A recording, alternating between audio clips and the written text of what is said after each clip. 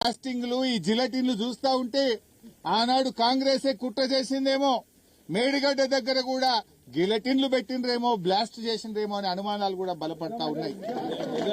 ఎందుకంటున్నా, కాళేశ్వరం అంటే 3 బ్యారేజీలు, 19 రిజర్వాయర్లు, 21 సబ్స్టేషన్లు, 203 కిలోమీటర్ల టనలు, 1536 కిలోమీటర్ల గ్రావిటీ కెనాల్స్ అన్ని బాగుంటాయి.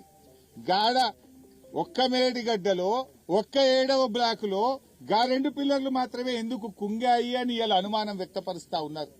ఆనాడు అక్కడ ఇంజనీర్లు కూడా కంప్లైంట్ ఇచ్చారు, ఈడ బాంబులు పెట్టారు, గిలటిన్స్ పెట్టారు అని అక్కడ పోలీస్ స్టేషన్ లో ఆ రోజే కంప్లైంట్ కూడా ఇచ్చారు. ఎందుకంటే మీ బుద్ధి చూస్తుంటే అర్థమవుతుంది. మొన్న ఓపెన్ గా మీరు ఈడ పెద్దపల్లి మండలంలో గిలటిన్ స్టిక్స్ తో ట్రాక్టర్లతో కాంగ్రెస్ నాయకులు దొరికిపోయారు.